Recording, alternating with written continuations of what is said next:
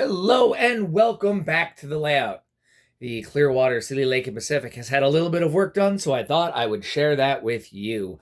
What are you looking at? Well, right now in its current form, the railroad exists on foam. We're about 6 feet by 6 feet, 8 if you count the diagonal in the corner of the room.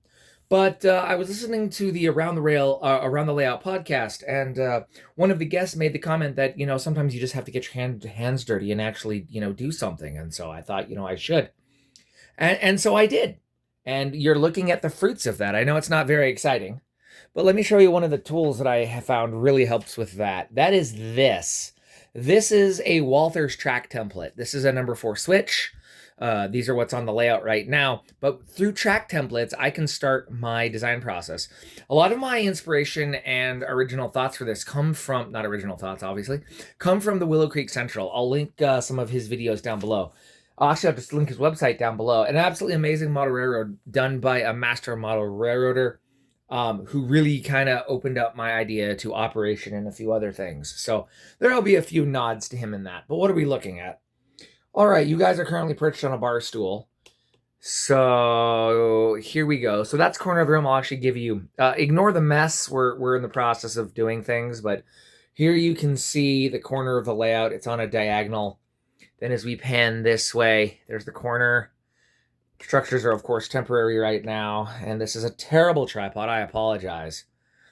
Here, and then if we go up over here, this is the big news of the day. That is where a bookshelf used to be. That expands the layout by another 2 feet, giving us the full 8 foot to work with. And that's going to be phase 1 of the layout.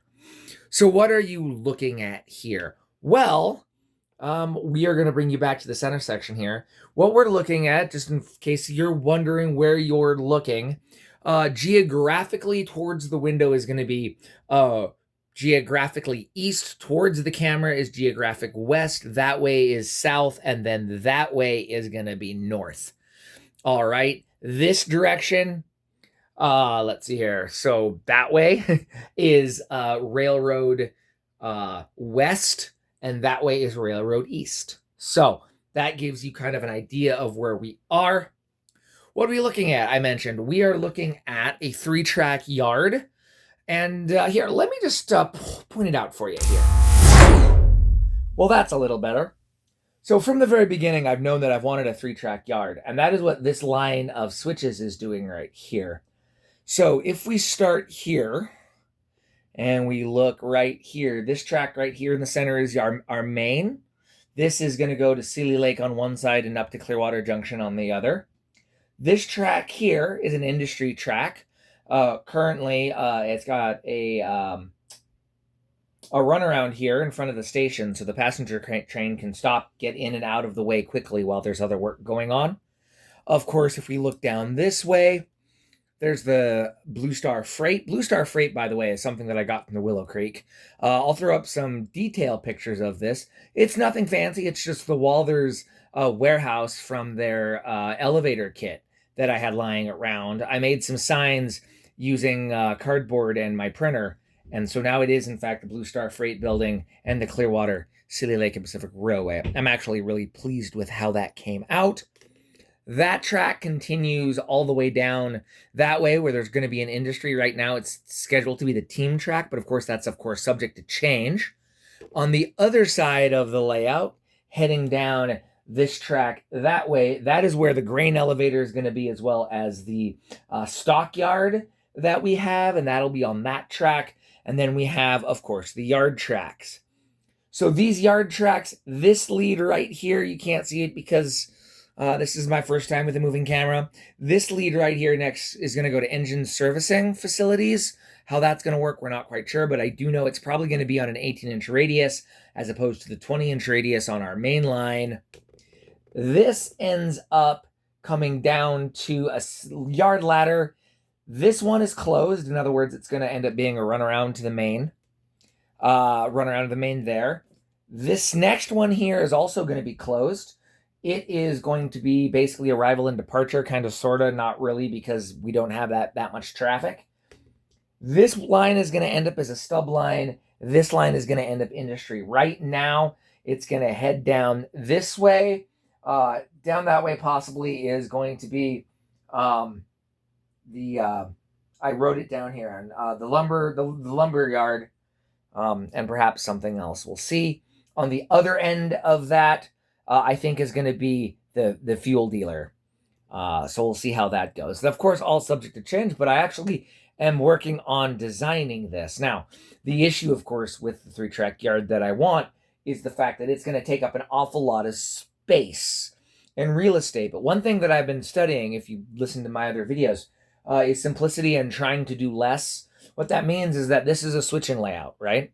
The idea is that as this layout wraps around the back of the room here and ends up back here behind my computer monitor, that is going to be distance. And for trains that are on timetable, we're just going to pull them behind the computer monitor, and it's just going to park there until the requisite time has passed, and then it's going to pop over at Sealy Lake behind the camera there. So, in other words, instead of trying to really focus on getting these nice long running shots of the train doing things and figuring out what the timetable is going to do, this is going to be 2 scenes. It's going to be Clearwater on one side, Sealy Lake on the other, and whatever happens in between, well, that's going to exist in the theater of the mind, as the writers in the sky used to say. So that's how I'm going to solve that problem. What that means is I've got a lot of action here in Clearwater, a decent amount of action back there in Sealy Lake, but that's going to allow me to actually expand this, because originally this was only going to be this section. I was going to try to put all of this switching in this really small space, and I actually have a decent amount of space to work with, so I want to be able to use it. Something else I want to touch on. This track plan and these buildings, I'm going to move you back to the center of the layout there, and these buildings are going to be almost timeless. It's going to be I'm not going to pin it down to a month or even a year. It's going to be anywhere between the transition area, well, actually even before that, probably to like the very late 30s going all the way up to the present day. And how I'm going to do that is there's going to be a mix of buildings, but it just depends on what equipment I have on the layout, because I want to run it all, but I want to run it all with some sense of propriety, right? So what my thought is right now is I've got a transition era layout that's going to be 40 foot cars, the RS3, some vestiges of the logging past, but I'm also going to be able to run it in the modern day, the present day. And right now, I really want a Dash 8 with a standard cab, pushing 50-foot cars. Obviously, we're still going to have hopper cars because the grain elevator is still going to be going. The mill's going to be going, but it's going to be running bulkhead flats and chip cars. And just a few of the other industries. The oil farm will still be going, so we'll be pulling tank cars in there. The lumber mill will still need to be getting loads in there. So I'm going to have stuff in the modern day that works. The website kind of explains where I'm going with that. It's a work in progress, but I really want to be able to run what I want to run, but do it in a way that, oh, hey, we're running the modern day today. Cool, let's get the Dash 8 out, some long cars, and let's trundle our way up the branch line, right? Or, oh, hey, it's 1954. We've got the logging train, right? We've got the logging turn.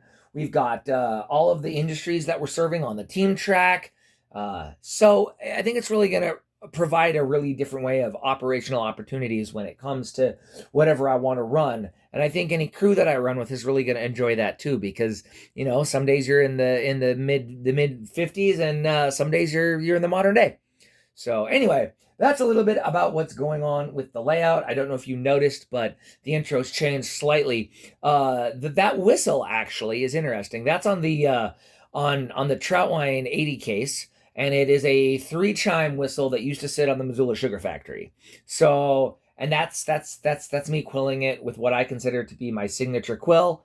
So it's really cool to bring that in as well, because I run steam stuff in real life. So anyway, that's the current update of the layout. I've got lights on the way. I've got more car updates. I'll probably touch on car updates here in like the next video or so, and just kind of talk about what I'm doing there.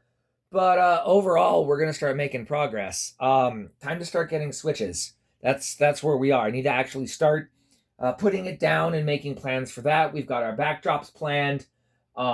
It's coming together. It's going to be a winter project, but I think by next spring, I'm not really going to have something to show for it. So until next time, we'll see you then.